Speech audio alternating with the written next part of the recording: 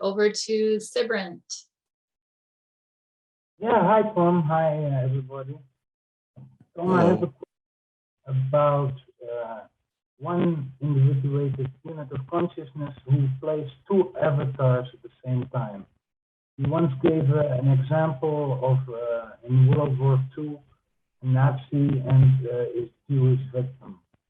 Now, an IUOC has a certain quality of consciousness, right? How can it play at the same time a low entropy consciousness and a high entropy consciousness? I was wondering about it. Yeah, it wouldn't be playing a low entropy consciousness and a high entropy consciousness so much. What it would be playing is be two parts of itself that both started with the same quality of consciousness. But once they start, they have their free will. They're on their own. They can evolve or de-evolve however they do by the choices that they make. So but they start at about the same place. Oh, you're right. You see? And all people who do nasty things aren't necessarily as nasty a people as they might seem. Often people do nasty things because, well, sometimes they have to. Something's, something forces them, like the beggar who steals the bread, right? He's, yes, he's a thief, but, he's trying to feed his family.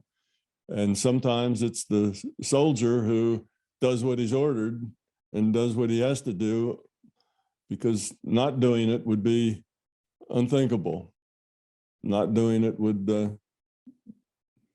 have a very high price to pay.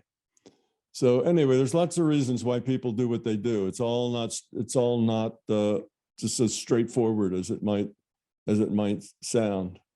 Sometimes fairly good people end up doing some awful things. And, it kind of depends how much of that awfulness is really coming up from them, how much of it is part of an image, how much of it is going along with the crowd, how much of it is whatever. It's not all judged the same. There's different, there's different amounts of de-evolution depending on all sorts of variations within that. So they start the same, they can evolve differently if it has more than one. And generally we tend to represent the things that happen to us. We do the best we can within the range of things that happen to us. So if you get caught up in something that you can't get out of, well, you may not like it, but you may feel obligated to go along with it. Whether that's your family that you're caught up with, or whether it's in your job or whatever it is, then all of that's part of the learning process. Yeah, for sure. Yeah, I was just wondering, but you cleared it there. I mean, started out and the one avatar, say the Nazi, made wrong choices, and the victim made better choices, and then they meet at a certain point. And is then how does it work for the IUOC? I mean, well, it learns. It may gain some and lose some. It depends. There were a lot of, I shouldn't say a lot, there were at least some on all sides of any war. There's always some that are basically trapped in their situation. Often war goes to conscription. You don't have a choice whether you're a soldier or not. You're grabbed hold of, given a gun, and told to go fight. And nobody asks you whether it's really what you want to do or not. It's just what your culture demands of you. And then you may get put into situations that you disagree with, but you can't change it. You're a part of it. So a lot of times people find themselves between rock and a hard place. And often what they end up doing is what's required to survive. That's what they end up doing. And that's true on all sides of all conflicts. There's always people that get caught up in it, and all they're really trying to do is just get through it and just survive. So a great number of people are in that boat. So everybody's on the aggressor side is not necessarily a mean person that feels aggressive. They may just be trapped in a situation doing what they have to do to survive. So it's not simple as it seems when you look at it from the outside. There's a lot of complexity going on in conflicts like that. So you can't just say, well, there was a guy, he was a Nazi, he must have been really low quality. Maybe not. It depends. He might have detested what he was doing and what he was in and thought it was totally wrong, but wasn't anything he could do about it that would keep him alive. And most people resort to survival above principle rather than saying, well, I'd rather die than do something wrong. Most people do not have that kind of an attitude. That's a rare attitude, that you find someone that committed to their principles, that dying is a better choice than doing what they would consider wrong. Most people get in a bad situation. They do whatever they have to do just to draw breath the next day, whatever that is. So it's all the aggressors aren't necessarily evil people. Some of them are. Leaders generally are, because they're the ones that are creating the problem to begin with. But a lot of people just get swept up in things like that. So it's not necessarily true that it was, a very low quality of consciousness and a very high quality of consciousness. They may have easily represented the same quality of consciousness, just in different circumstances. Yeah, right. Yeah, no, I understand that. I've been in conflict zones myself for a long time, been in Afghanistan and everything, and I've traveled a lot around the world, and you start wondering, for the IUOC itself, I mean, the individuated unit of consciousness, who plays those two avatars? What purpose would it have? Mm-hmm. Well, yeah, go ahead. Yeah, the purpose for that, the purpose for having more than one, and typically it doesn't happen very often. Okay, so it's a rare event that you would have more than one, because learning is a serial process. You learn A before you can learn B, before you can learn C. It's serial, and to have two people learning A at the same time isn't really efficient. You have to go through life kind of in a serial process of learning. But sometimes it's really important to have an understanding of somebody else's point of view. And I've seen this more often where I see multiple free will awareness units from one IUOC. Usually they end up in some kind of juxtaposition with each other, such as mother-daughter, father-son, something like that, where the system has maybe had a really difficult problem dealing with those kinds of relationships. So it ends up putting itself as both sides of the relationship so that it can appreciate both viewpoints at the same time. And that's kind of a learning thing to do. So it's only special cases like that you'll get two free will awareness units from, at the same time from one IUOC. It's in the margins, doesn't happen often, but there are special circumstances where that kind of understanding the other's viewpoint is a big help to the IUOC to get past the problem that it's been having. If it's always one viewpoint or the other, then it's always totally encased in that one viewpoint, then it's totally encased in the other. And it's, in both cases, even though they're opposite viewpoints, it feels wholly justified and correct both ways. It doesn't, it has a hard time understanding how to integrate those. And two IUCs at the same time on opposite sides then gives it that opportunity to see each other's viewpoint, at the same time. Right. Yeah, my mistake of thinking was that a Nazi is obviously low quality. Right. The victim is high quality, but you're right. I mean, they can start out of the same quality, but develop just in two different ways. I Yeah. guess. And for the most part, both of them on both sides are primarily just trying to stay alive. That's the motivation. Could be the same motivation on both sides. It's just trying to do whatever it is they need to do in order to get by, in order to stay alive. So. All right, thanks, Tom. Yeah. Yeah, I suspect that most soldiers in most armies, and it probably doesn't matter, which sides or what kind of army or whatever, most soldiers in most armies are probably not gung-ho like the leadership is. Definitely. Mostly they're just trying to, it's a job and they're trying to get along. For the most part, they do what they have to do when they have to do it.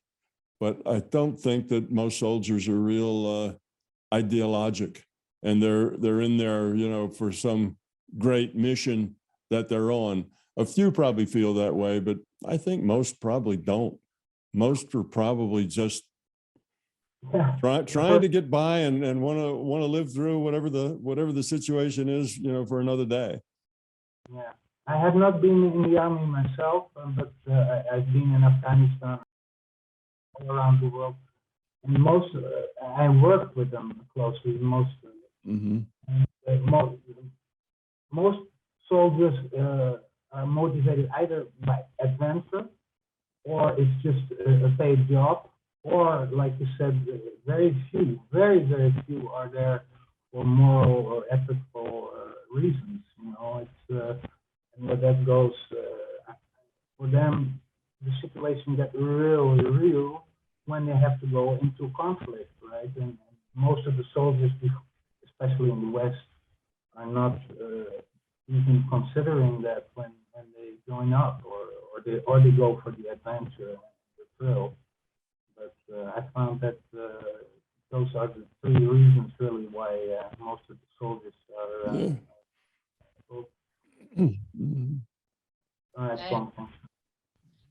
So we'll go over to Daniel now. Daniel, do you want to go? Yeah, thanks, Vanessa. Tom, many of my clients keep talking to me about the law of attraction, and I just want to hear your perspective on it, and just want to know if there's just want to hear what your version of it, and see if I could share with my clients some more of your perspective. Okay. Well, the law of attraction is based on something that's real, but it's kind of blown a little out of proportion, I think, and they don't really understand the fundamentals of how and why it works and what the point is. But it's based on the concept that you can modify future probability with intent. Okay, now that is a fact of consciousness. One can do that. So I don't think that most people that are into trying to manifest things, probably don't understand that this is a feature of consciousness, that you can modify future probability, and that reality is virtual, and the virtual reality is generated by taking random draws from a probability distribution of the possibilities. So people in the law of attraction don't understand any of that underlying, science behind consciousness, but they do know that intent modifies future probability, in the sense they know that you can affect what happens by what you think. And people have known that for a long, long time. Back in the 50s, there was a book that was a big deal, and it was called The Power of Positive Thinking. Norman Vincent Peale, I believe, in the mid 50s. And that was a similar thing. If you think positively, more positive things happen to you. You think negatively, more negative things happen to you. And just living life teaches people that that's true. So it's, they also called this thing the secret. Well, that's not much of a secret. People have been aware of the fact that, negative brings negativity and positive brings, positivity. They've been aware that that is a part of life forever, for a very long time. But though it's a fact that you can modify future probability, most of the people who are practicing this, trying to manifest things, don't understand what the variables are. So maybe this will help yourself and some of your people. Everybody is not equally good at modifying future probability. Some people are very good at it, some people not so good at it. Well, what's the difference? There's several variables that make you either good or not so good. One of the variables is that all of the intent must come from the being level, must be authentic, must be sincere. It comes from your intuitive side. If it comes from your intellectual side, it doesn't work very well. It's very weak. So it comes from your intellectual side. We call that making wishes. Oh, I wish that things would be this way. Well, we know that doesn't have a lot of strength to it. We have lots of wishes that we don't expect to come true. Put a penny in the wishing well and make a wish. And that may be part of our culture, but nobody takes it very seriously because all that comes out of the intellectual level.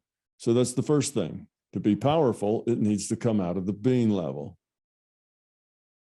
Secondly, to be powerful, it needs to be well focused. You need to have all of your consciousness focused on that thing. That means your consciousness doesn't have thoughts flying around in it. Oh, what am I going to make for dinner tonight? No, I should not forget the electrician's coming today, and jabber going in everybody's mind most of the time. Well, that will make it weak. You do not have strength to modify future probability if your mind is noisy. If it has a lot of stuff going on, you have to be able to take all of your mind and focus it all on a single thing. That makes you much stronger. It has to have clarity. You have to focus on something very clearly, well-defined, clarity. It can't just be on a big fuzzy thing because then only big fuzzy things happen. If you want something specific, you need to be very specific and your mind needs to be focused just on that. It also helps of why you want it. What's the entropy equation here? Is this something you want that's going to raise entropy? Oh, what I want's a new Mercedes-Benz. I want to impress my friends. I'm going to drive around in my Mercedes, sports car with a top down, and everybody will just know that, I'm the person. I'm just really important. So if it's all about your ego and your fear, then the probability of you manifesting it isn't as good, because that fear will actually get in the way and mess up your focus and mess up your clarity, because you can't help but think about all the ego needs at the same time you're thinking about what you want. So it messes up. You can't have good clarity and you can't have good focus if you have a lot of fear. Now, with practice, even fearful people can have some results, but basically, I'm just saying these are the variables. So if it's to make more entropy, if it's an ego, a manipulative thing, then it doesn't work as well. So all of those things will make a difference as to how powerful you will be in creating this. Another variable, very important variable, is how much are you trying to change probability? You see, let's say you take something very improbable. Oh, I'm going to focus on manifesting a gold brick. in my yard. I'm going to walk out the door and there's going to be this, I don't know what it weighs, 50-pound gold brick lying in my front yard. I just pick it up and I'll suddenly have, $500,000 I'll have just like that. I'm going to manifest a gold brick in my front yard. All right. So now you have to look at what's the probability that a gold brick would just be laying in your front yard. Oh, it's going to be very small, 1 in a billion, 1 in 100 billion, who knows?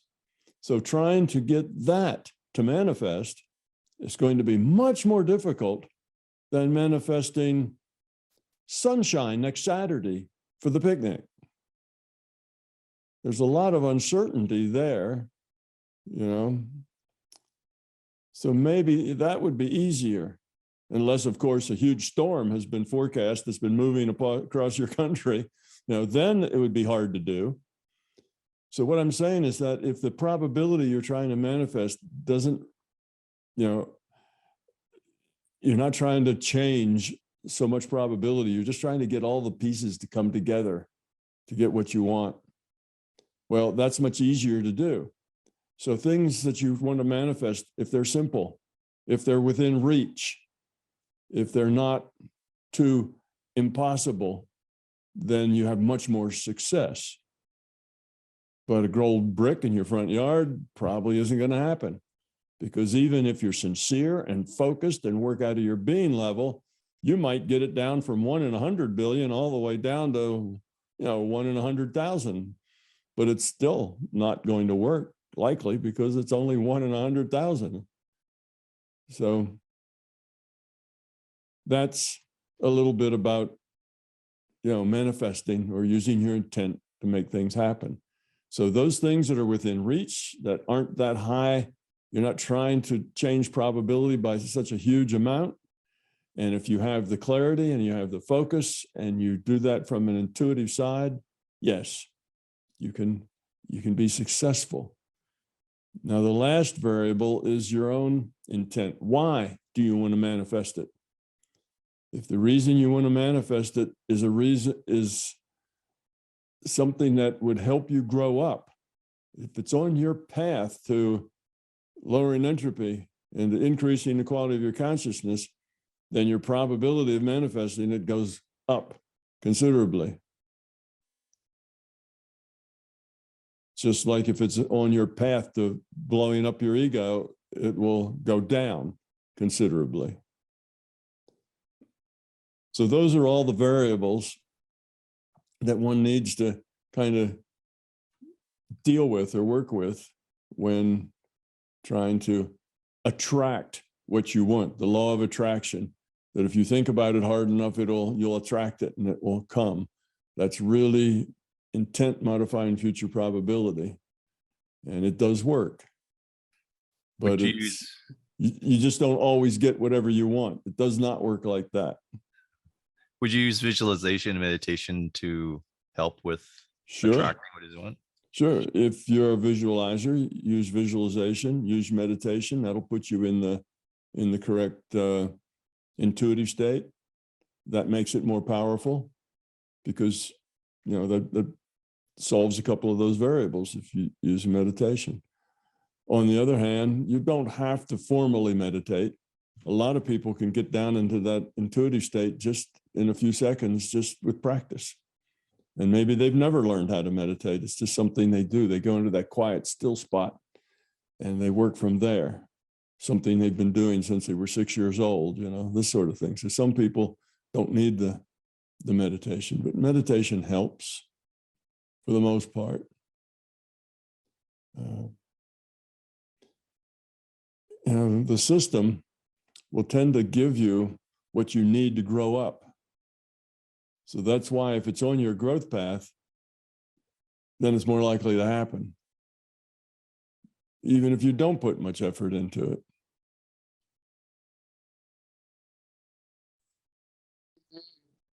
Okay.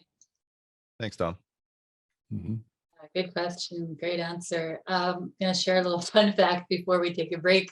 Most of you, well, you all know that I got married in September, and the chances of rain leading up to the day were 90%, 90%. The day of, it was 100%. but we manifested no rain because it was an outdoor ceremony. It was 4 hours, the whole wedding. And then as soon as we drove away from the wedding, it started raining. So definitely. But my intent was selfish. I just wanted like nice pictures and a nice day for my wedding. So I don't know, LCF still helped out. Yeah, things that are, weather has enough uncertainty in it that it makes it easier to modify. So things that have lots of uncertainty then are easier to modify. Like the gold brick appearing in my yard, that doesn't have much uncertainty. That's pretty certain that that's not going to happen. So there's not much uncertainty there. But with weather, weather comes and goes, and weather people are often not right all the time. So you got a lot more leeway there, but it probably did work. It probably was just not rainy where you were at the time you needed it not to be rainy. It generally works.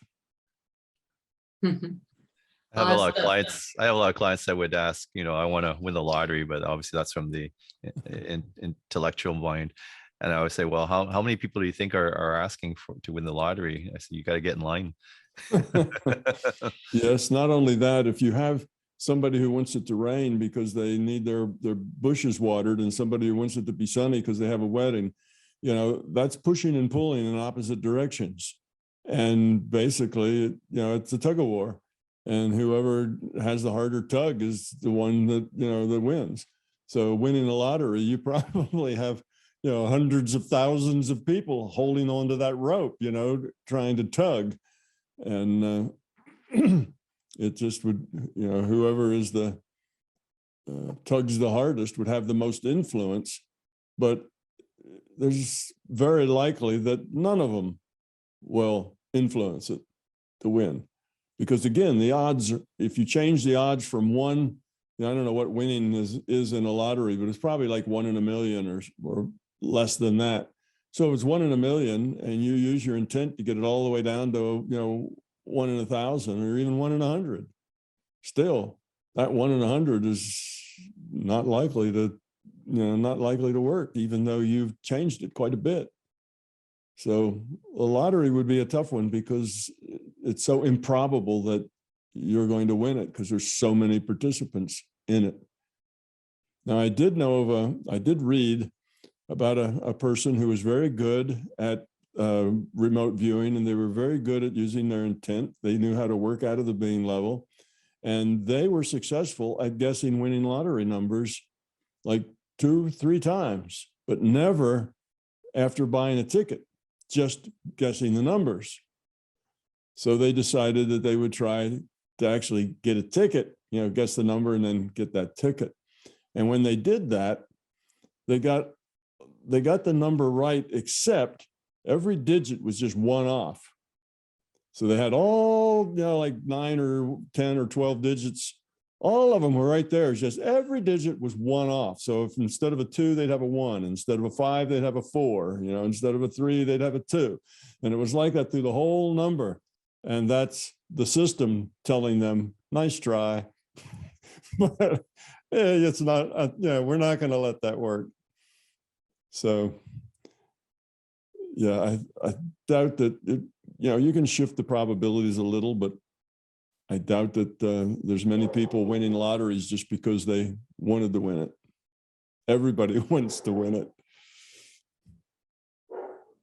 Yeah, makes sense. We're going to go right over to you, Santiago. Thank you very much, Vanessa. Hello, everybody. Hello, Tom.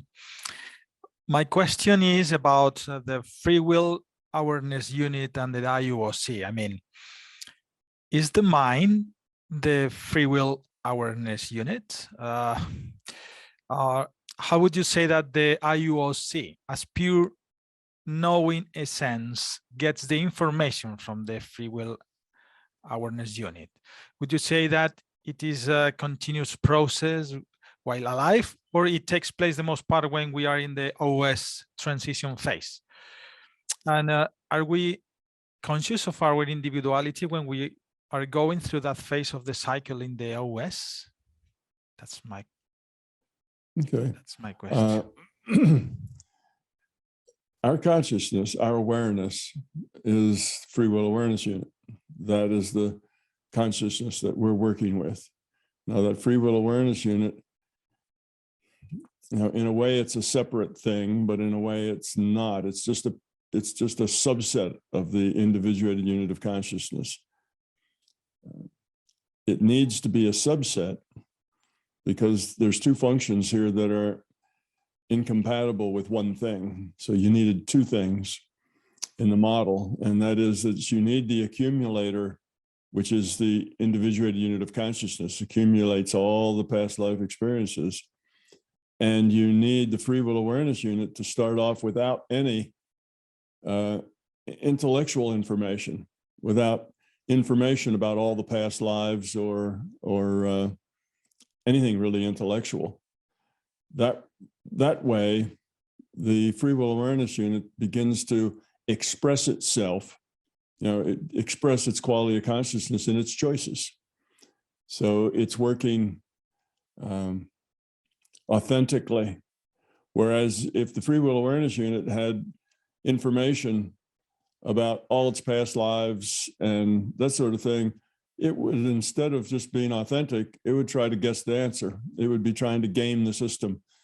And it would constantly be thinking, oh, okay, I recognize this. I should be doing it this way. I should be doing it that way. And it wouldn't be expressing itself accurately. It would be expressing its intellect, its intellectual knowledge of right and wrong, rather than its knowing the difference between right and wrong. So it has to start without the intellect. Otherwise, it would carry with it all the old biases, all the old traps and problems. And what we want is just the quality of consciousness earned at that time to come into a new situation and have to make choices according to what it is. So now that is the optimal learning situation. So you need two things. You need the free will awareness unit that is just a subset of the IUOC without the intellectual part, without that knowledge. And then you need the accumulator that is aware of all the past lives, of what's going on, what are you working on, etc. And those two have to be, one has to be a subset of the other, I guess. So it's not just one thing. So that's kind of the dynamic of how that works. Now, as far as timing goes, how does the IUOC get its information? Does it get it in real time as it happens, or does it get it all at the end when the free will awareness unit is retired, the partition is taken down, and there is no free will awareness unit anymore? There's just the IUOC. That free will awareness unit is just a temporary subset that then disappears when the avatar dies. It doesn't really matter. I can't see that it would have to be one way or the other. It could be in real time, or it could be at the end, at death.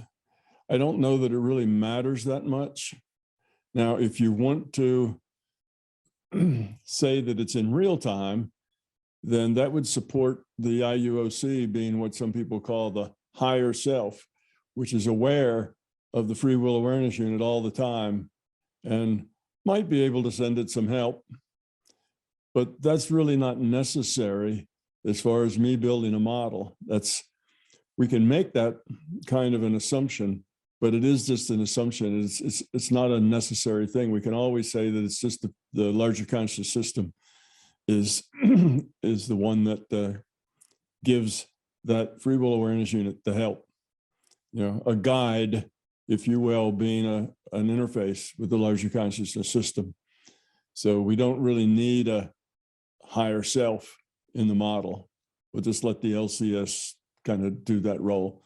And in my model, I try real hard not to put any functions there that aren't logically necessary, that don't have to be there. If there's some other way the problem could be solved, with less parts, then it's simpler just to let it be solved with less parts. So it doesn't mean that there is no higher self, and that's what the IUOC does, during the day, but it's not necessary. That could just be the LCS doing that. So I don't find it useful to make that assumption or to separate it, because that runs a high risk of just being, somebody's idea without necessity of logic behind it. There's other ways for that higher self function to work other than that it's the IUOC.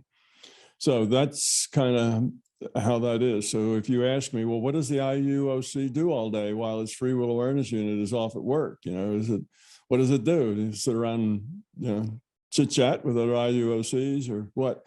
And I would say that, well, you're taking the metaphor too far.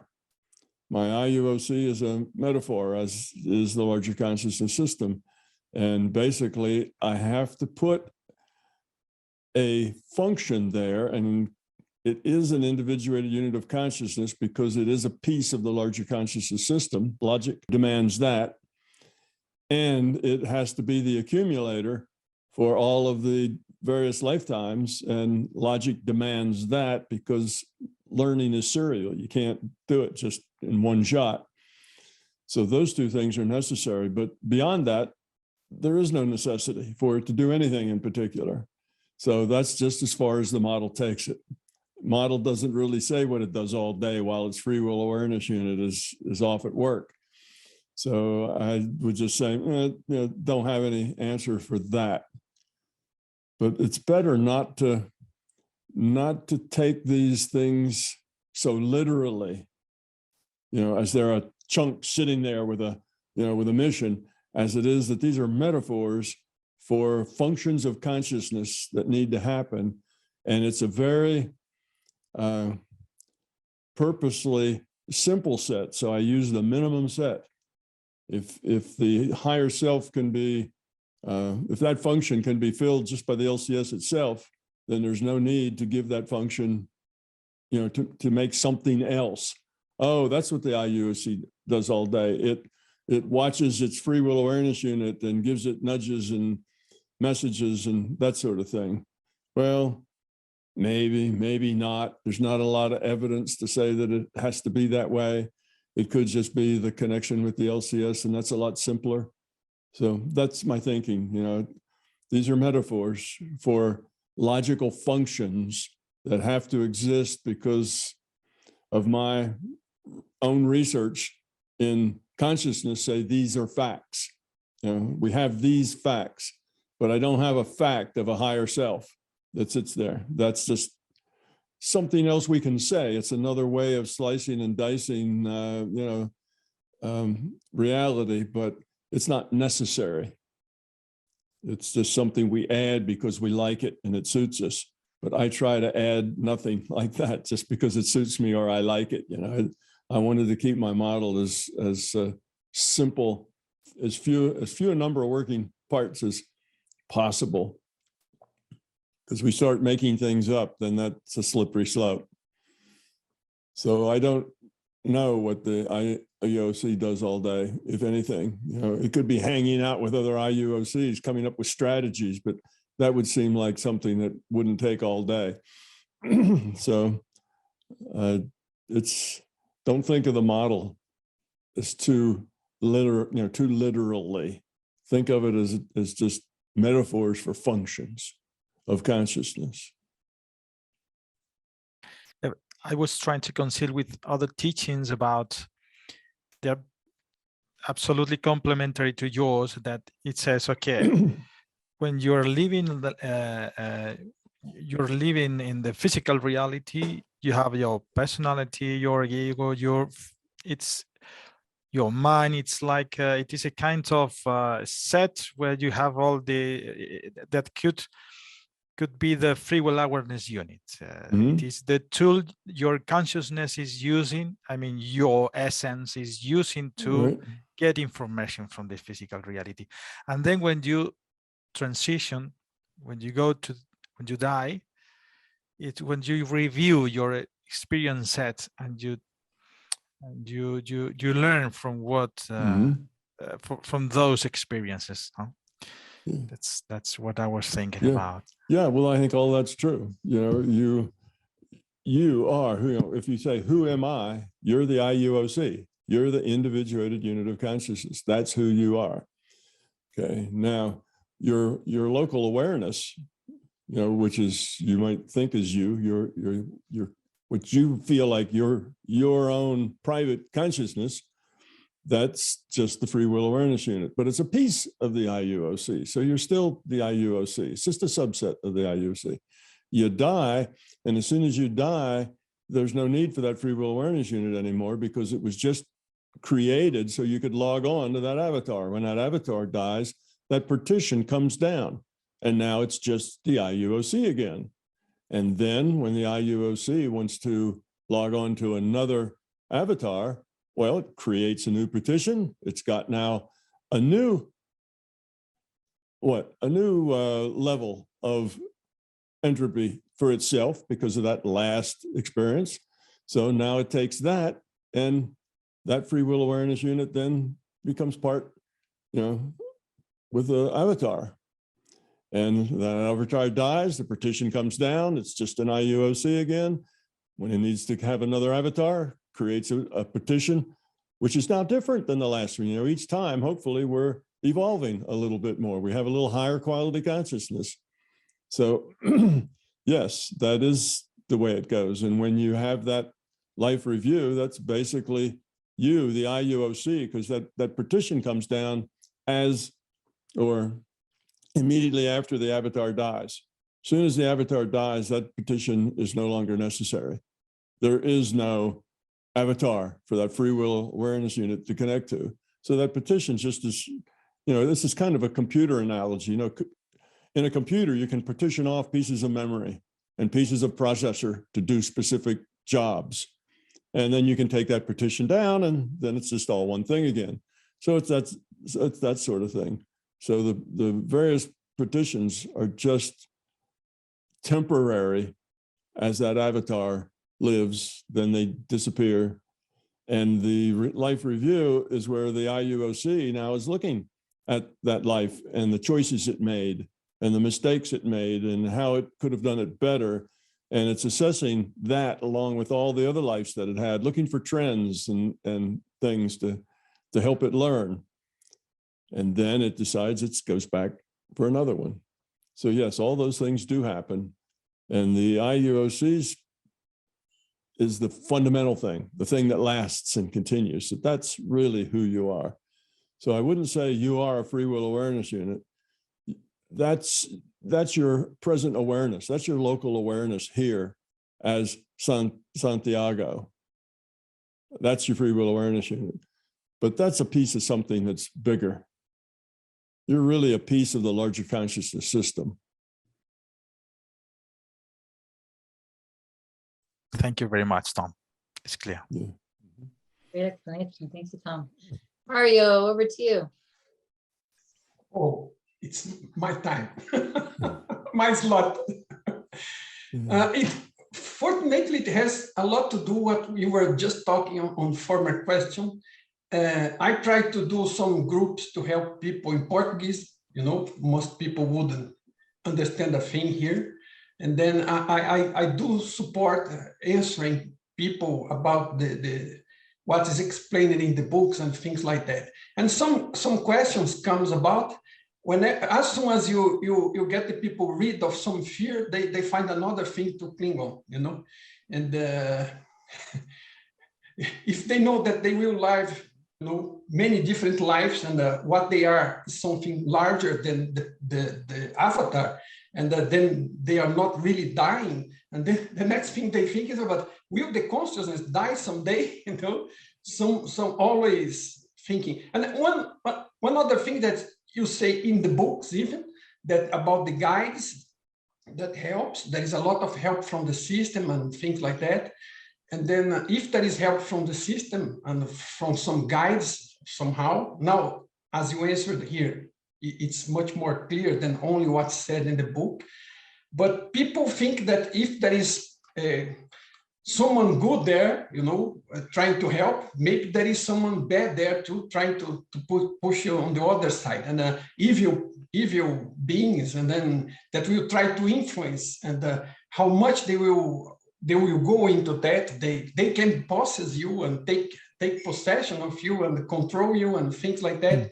And so when you say there is some help from the system, and then there are people already asking about this other thing, that there is a lot of things being said about this kind of thing. But the question is, as you usually talk about the positive side, I am somehow at loss about if there is something negative. Of course, there is less evolved beings that might try to influence, but how far can they go? And I don't know what to answer to the people. I don't know if you can explain a little bit about.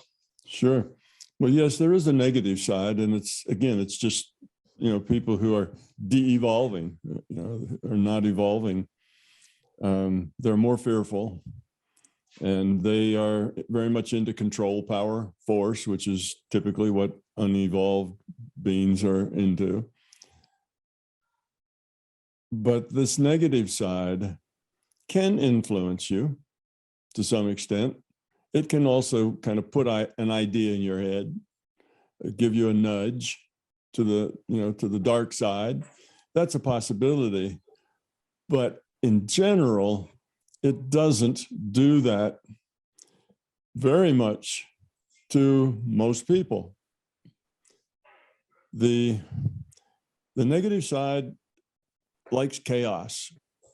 They don't like order. Chaos is high entropy. They're high entropy beings, and chaos is their thing. So they often would, tend to want to create more chaos. They can do that if they work at a higher level. If they work at, let's say, the leaders, the presidents, the premiers, I don't know what all the names are, the high muftis, the top end of things, people with a lot of influence. So people with a lot of influence are somewhat targets for the negative side because there's a lot of leverage there. They can maybe influence lots of people by influencing one. So in that way, if you are one of those persons that has a lot of influence, you probably are getting negative and positive nudges all the time. For the most part, they cannot go but so far. They can nudge, give you an idea. They can't force, they can't make. Free will reigns supreme. They can't, take you over and make you a robot. They can't do any of that, but they can nudge. They can say, oh, it would be a good idea. You could do this, and then you'd be the master of the universe, and you could tell everybody else what to do, and you'd be rich if you do this. So they encourage. That's what I call a nudge. They encourage something, but you always have the free will to say no. And the good side is often encouraging you to learn and to grow. Okay, so people of high visibility and high influence tend to get a lot more of that. But people in that position usually have very strong personalities, or they wouldn't be in that position. So they're probably pretty good at doing what they want, and not paying a whole lot of attention to their nudges. But anyway, people that don't have such influence, the positive side still is giving them nudges to evolve, being helpful to them so that they will get opportunities to evolve. Whereas the negative side pretty much can't be bothered. Too much work for too little return. The negative side really isn't that interested in helping, Joe Blow at the bottom of the pile get angry and go home from work and holler at his wife and kick the cat. And, you know, there's just not a lot of value in that. So mostly that doesn't happen. So you don't get a lot of negative influence unless you're somebody who has a lot of influence. Now, positive, that's not true, because the positive system cares about everybody. The negative system doesn't care about everybody. It cares only about itself and how can it get the most bang for the buck from whatever effort it puts in. And so most people don't have a lot of negative things going on. They don't need it. Most people have enough of their own negative stuff going on. They don't need to have any more. It really doesn't make that much difference. They're already full of fear. So it's really hard to create a whole lot more chaos. Maybe you could create a little more chaos, but it's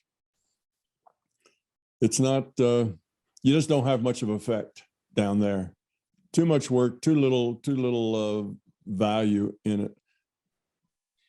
I would say also that if someone is evolving and is somehow evolved to some level, the most evolved this being is, the less influenceable. I mean,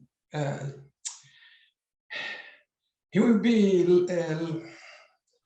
whoever is trying to influence will have less power to influence, but as it is a nudge. Yeah, I mean, if you are able to discern, yes, if an idea you receive, no matter if you don't know where it's coming from, if that's something that is good or not, or I mean, exactly, it's aligned with the way you feel, the way you are, and then to decide that, and the nudge will be much less effective, it seems. Yes, exactly so.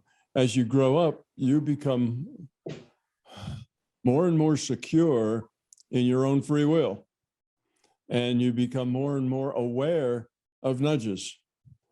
And something negative nudging you to a negative thing, you see that right away and you just throw it away. Say, no, not like that. So, you know, the negative has very little traction on people who are growing up. It only has traction on people that are kind of at the bottom of the barrel as far as, you know, evolution goes. So that's true. The more grown up you are, the more you are open to the positive, because you welcome that synchronicity. You welcome those nudges and those little helps to, you know, to get learning opportunities. But you also know that it's your free will. You don't do things because somebody tells you to do it. You only do it because you think that's what you should do. So the influence game is played at the high levels, as far as not the high levels of evolution necessarily, but when I say high levels of influence. Okay, so it's played at high levels of influence, but those people who are more evolved, it has very little effect on them. They just brush it off and do not act on it because they've outgrown that. It's not all about control, power, force. You know, it's about it's about caring. So they're not really amenable to it. Whereas the people who are a low quality of consciousness, and you get people with low quality of consciousness that also have high abilities to influence others. Those two aren't, you know, mutually exclusive. So you get people that have low quality of consciousness, and those are the ones that are more apt to be modifiable or nudged by negative entities. And in those cases, they are nudged by negative entities. But there's also positive things going on as well. And I guess the positive kind of needs to balance that situation. So they do their best to balance it. But so that's the truth. Yes, people can be nudged. There are, you know, those that would nudge someone, but for the most part, it's not a lot. It's not a whole lot of beings doing that. And in general, if you're not one that has great influence, they're not going to be nudging you. And as you grow up, the nudges become more transparent, and you make your own choices, and you appreciate the positive and you reject the negative. And usually here also, a lot of people with huge egos are the ones that sometimes reach powerful positions, and then they are not of necessarily much quality of being. They are powerful just because they are looking to the other side of this materialistic one, and just getting power for manipulate people.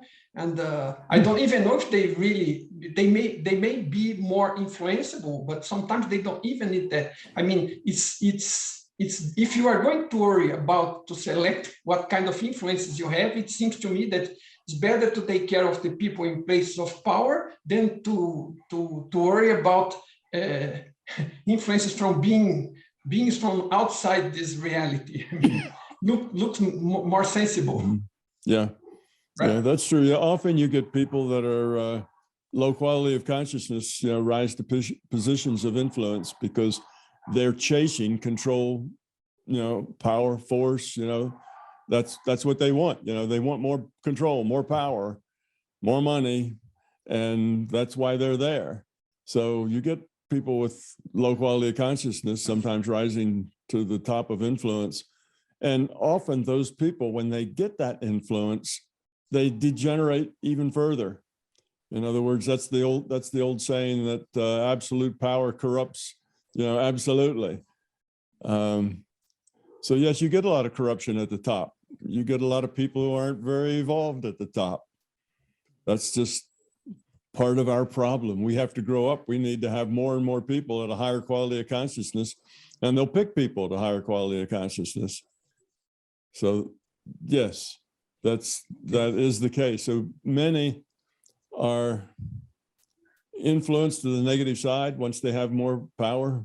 So they cheat and they lie and they have their secret bank account someplace, in Northwestern Europe, that's in a secret numbered account for them, so that when they can sneak out the back door when everybody figures out that they've been lying and cheating and live in luxury for the rest of their life. And that seems to them to be a great win, when of course it's not a win at all. They're very empty, unhappy, miserable people. So yes, that happens. But the average person walking around just doesn't have to worry about that. It's just not a big deal for them. Although a lot of people who are negative would like to blame it on somebody, and blaming it on that evil spirit that, makes me angry. Well, that's mostly just not true. That's not what's going on. The negative really don't care a whole lot about, the people at the bottom. It's not, they don't get enough return for the effort put into it, because for them, they need a return. You see, for the positive, the positive is not really looking so much for, a big return. Their idea is that the whole boat floats higher in the water if, one person at a time. So just helping a single individual grow up is worth it, because people have to grow up individually by themselves from the inside out. So making that effort is something that the positive side does. The negative side, it doesn't make investments. They just take advantage. Okay. Thank you. Mm-hmm.